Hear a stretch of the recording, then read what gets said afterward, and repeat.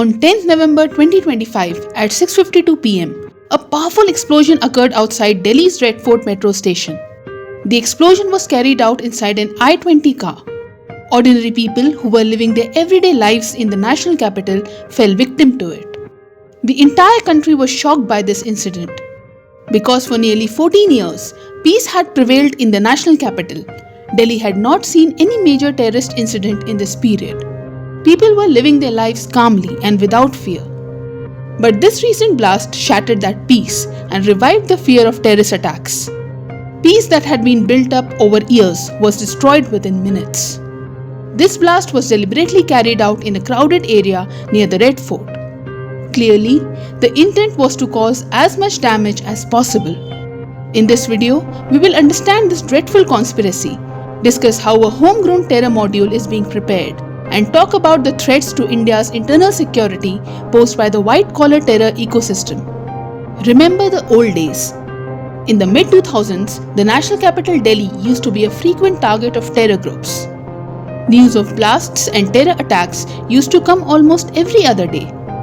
You might remember several high-profile attacks, such as the 2001 Parliament attack, the 2005 Sarojini Nagar blast, the 2008 Connaught Place serial blasts, the 2010 Jama Masjid attack, the 2011 Delhi High Court blast, or the 2012 Israeli Embassy attack. Delhi frequently remained on the radar of terror groups. But then, several significant changes took place in India. Strong counter-terrorism policies and laws were introduced. The National Investigation Agency, NIA, was given greater autonomy. Terror funding and the networks of terror groups were dismantled. Coordination between intelligence agencies and the police was improved. Monitoring along the Pakistan and Bangladesh borders was tightened. And through an aggressive military response against Pakistan-based terror groups, deterrence was created. As a result of all these measures, major terrorist incidents in cities like Delhi could be prevented. However, attacks did not stop in other parts of the country. Unfortunately, many major terror incidents were seen in places like Jammu and Kashmir, left-wing extremism zones, and the Northeast. This problem persisted, but at least the national capital, Delhi, had moved on from the fear of terror. There had been a sharp drop in terror incidents. But now, after nearly 14 years, the Red Fort blast has once again raised the terror threat in the national capital. It should be addressed immediately. This blast has reignited terror threats. The aim of terror groups is to spread as much fear as possible. That is why they target symbolic or institutional sites and political figures. For example, the parliament, courts, police stations, etc. Even now, the terrorists targeted a metro station near the UNESCO World Heritage Site, the Red Fort. They carried out a blast near a site tied to India's national history. And now, the whole world is talking about it. The manner in which this attack was carried out in an urban area is a matter of grave concern for India's internal security. Because terror groups are now carrying out attacks not only in border areas like Kashmir, but even in the internal parts of the country. This is an attempt to send the message that not only border states, but inner areas are also not safe. Attacks will be carried out using the country's own citizens. There is no need to send outsiders. By radicalizing people, terrorism is being carried out from within the country. This is a huge vulnerability. A dangerous trend has emerged that is being called white-collar terrorism. In this, educated people are being radicalized and used to carry out terror operations. Imagine someone well integrated into society and holding a respectable position turning out to be a terrorist. How dangerous that is. Who would think that a person working as a doctor, engineer, professor, or chartered accountant, someone who seems normal, is actually a hidden terrorist? You hang around with them every day, and then one day you suddenly find out that they are a terrorist. Someone you considered your friend, whom you regarded as a good citizen, is in fact a terrorist. Imagine how terrifying that is. This is exactly what is happening now. Terror groups are using people from educated, white-collar backgrounds. 2 doctors have been arrested recently in Faridabad and Saharanpur, and a terror module was exposed during a police raid. A transnational and interstate terror module was operating out of Faridabad, Haryana. It was dismantled one day before the Red Fort attack. Initial investigations indicate the involvement of the Pakistan-based terrorist group Jaish-e-Mohammed and the Al-Qaeda affiliate Ansar Ghazwatul Hind. In a way, a plot was hatched to harm India by creating a white-collar terror ecosystem. Educated professionals are being radicalized and their skills, social status, and resources are being used for terror operations. This is what white-collar terror is. Not the traditional uneducated and poor terrorists, but people working in respectable positions such as doctors, engineers, lawyers, and professors are being used. Detecting them is very difficult. They quietly work behind the scenes, blend into society, and no one suspects them.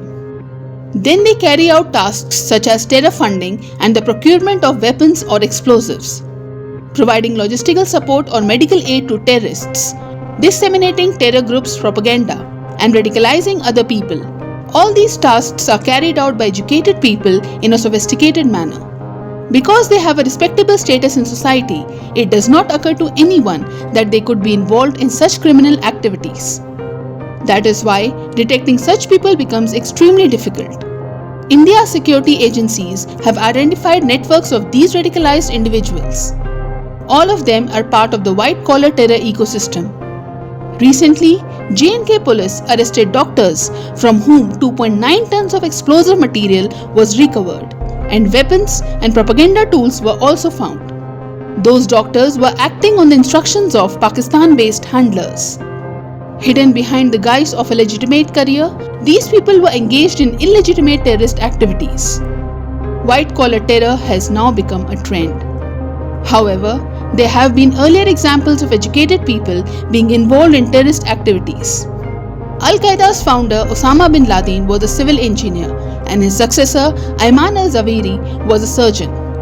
There are many other examples that prove an educated person can cause far more damage than an uneducated person.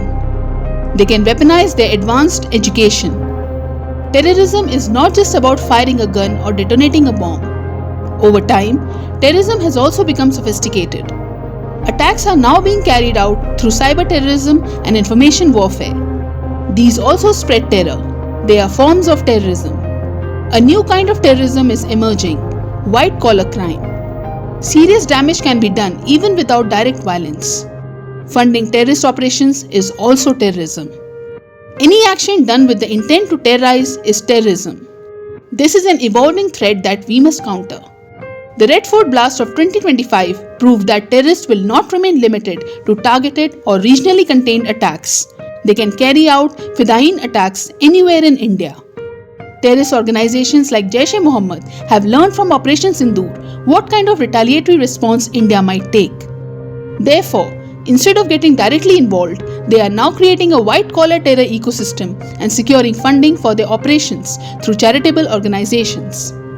They are radicalizing non-suspicious, educated people and using them in terrorist operations. In a way, the terrorists are also adapting. Because of strict border security, they are now targeting softer inland areas. The old 2000s style of indiscriminate bombings in crowded public places appears to be returning. This renewed exposure of urban areas to terror is deeply worrying. A person who put up Jaish-e-Mohammed posters in Srinagar was arrested. From him, the entire plot was uncovered. Interstate and cross-border links are coming to light. After the attack, the Government of India issued a strong statement saying that whoever plotted to harm the country will not be spared. It is a known fact that these terrorists receive support from Pakistan's intelligence agency, the ISI. The ISI wants to destabilize India, and it is trying to outsource terror to the white-collar ecosystem to shield itself. Severe ideological indoctrination is underway. The ISI is attempting to prepare homegrown terror modules in India. A women's wing is also being created. Therefore, a terror attack can suddenly happen anywhere at any time. It is quite unpredictable. Imagine a doctor who has access to dangerous chemicals. They could unleash biological warfare in the country. The discovery of ammonium nitrate and ricin in the possession of doctors highlights this threat. That is why we have no option but better surveillance and vigilant urban security. We must address our intelligence gaps and strengthen counter-terror operations.